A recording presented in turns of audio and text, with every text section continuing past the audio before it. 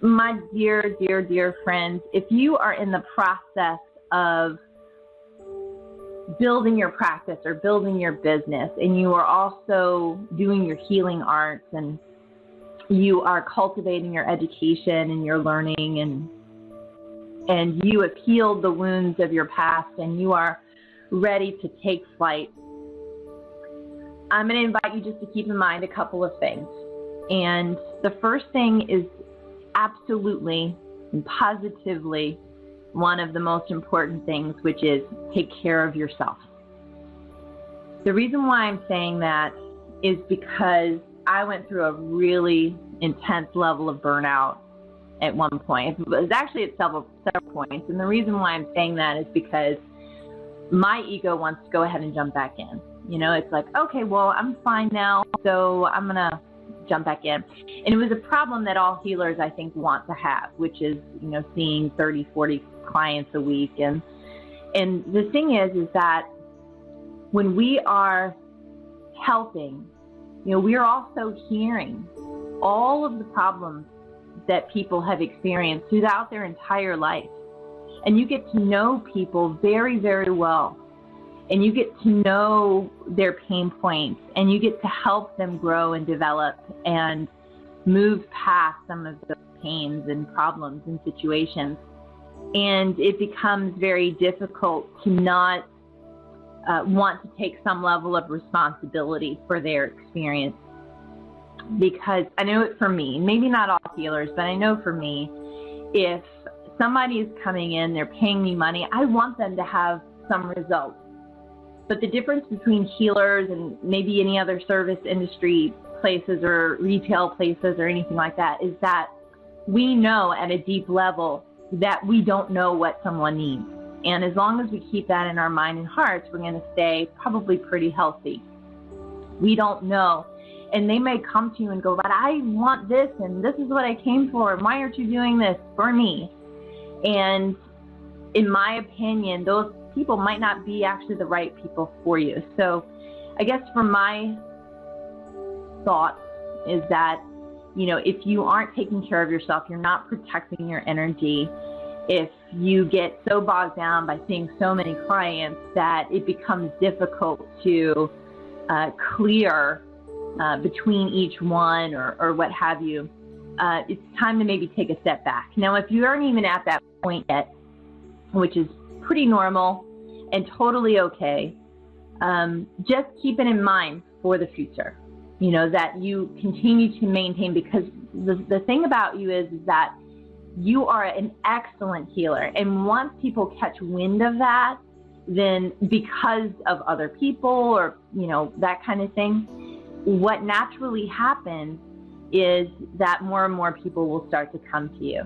And when we have word of mouth types of advertising, which I think we see a lot in healers, is that the word of mouth may look like, oh my gosh, she totally fixed my problem in one session. And then there's these expectations that that happens for the next person. Now, can it happen? Absolutely. Absolutely. You could be a one and done practitioner forever. I'm going to say that's not very common. So as you are kind of developing your craft and you are developing your marketing, just make sure that you're always stay clear about what you can and can't do, about their responsibilities versus yours, and about creating that protection, making sure that you stay safe, make sure that you get your coaching. You know, I get coaching, you know, pretty consistently, just about every week, every other week, because it's important that I take care of me. And when I was seeing clients, I absolutely had to do it every week. Otherwise, you know, I would go into burnout. So it's just something to keep in mind for the future. It's going to be something that happens, maybe, maybe not.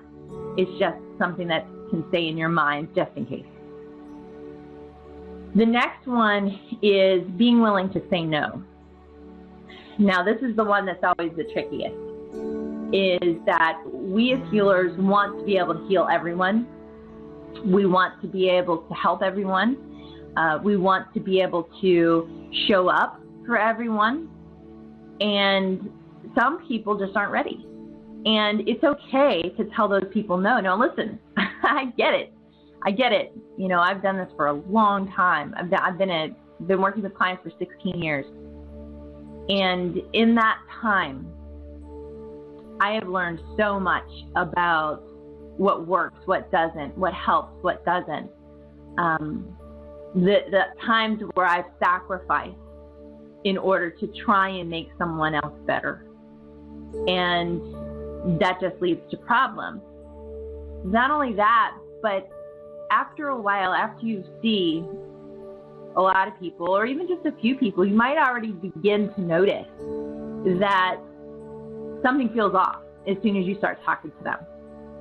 And you don't have to have a reason. You don't have to justify. It's good business to justify, you know, because we live in a world filled with ego, because we all have it, and it's just how it works. And the ego likes justification.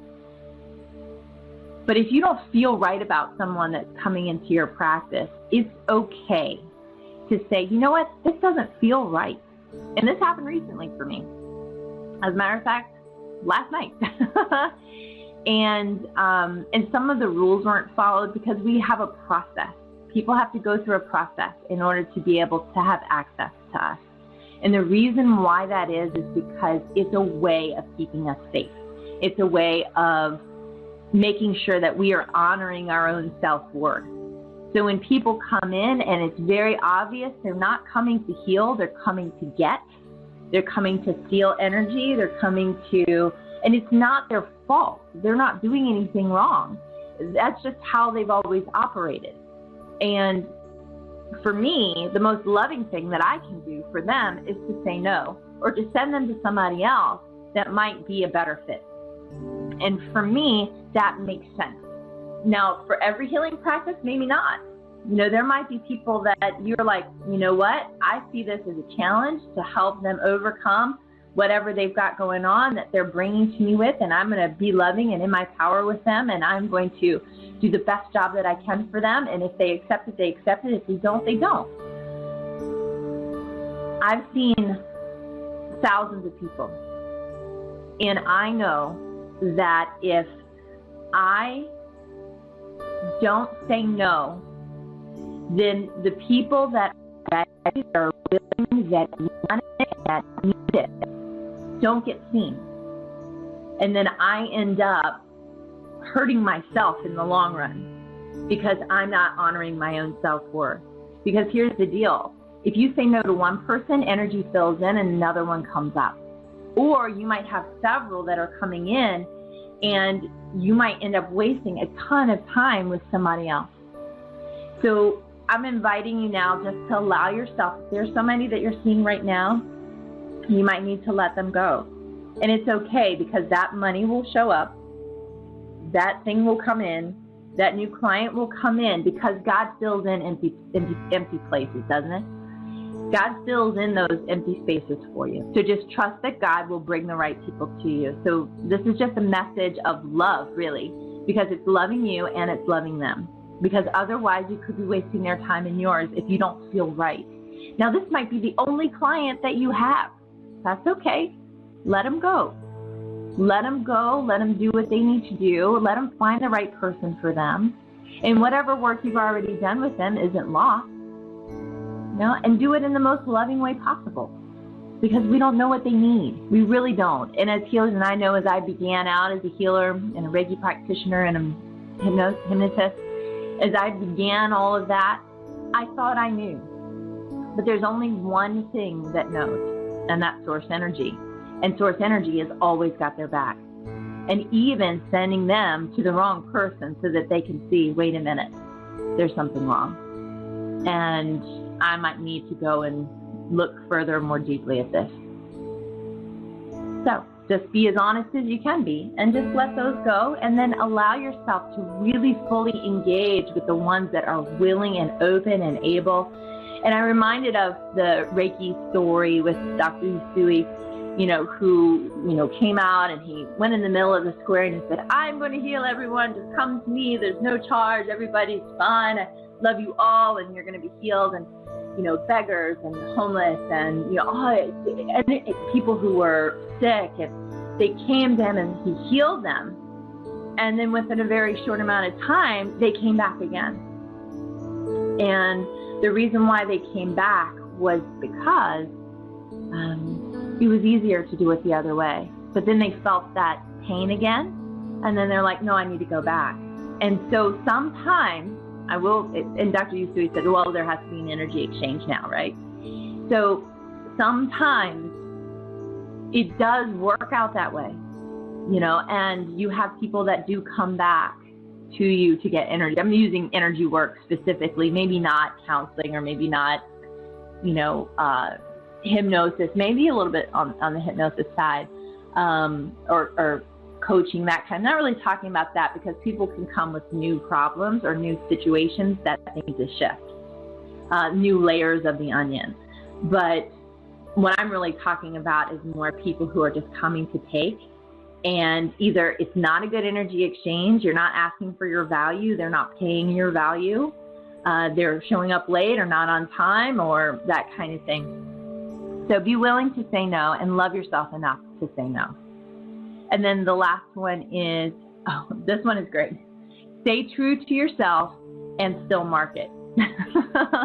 And this is the one I think a lot of people have a hard time with, especially in the healing field, when we have come through so much and we have developed our consciousness, and this isn't ego. This is just the truth, and we've gone through the hard parts, right? Think about what you have come through, what you have gotten through in order to get where you are. Maybe it was abuse, maybe it was sexual trauma, maybe it was emotional abuse, maybe it was a horrible relationship, maybe it was a bad friendship relationship, maybe it was tough family stuff, maybe it was poverty, but think about what you had to overcome in order to be where you are in your power, in such a way that you're giving love unconditionally to other people, and that you are staying present with them, and what it takes for you to do that, right? And we just develop. If we choose this path, we develop, we get better, we get clearer, we get more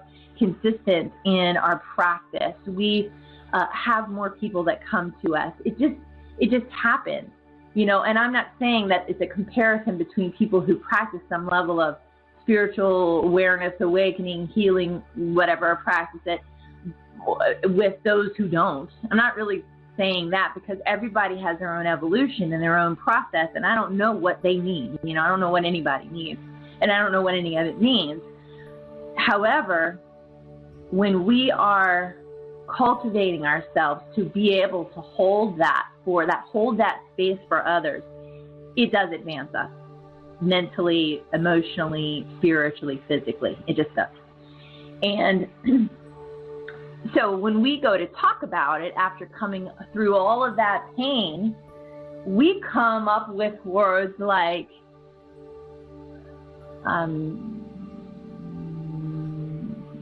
advancement of the soul. We come up with words like spiritual awakening. We come up with words like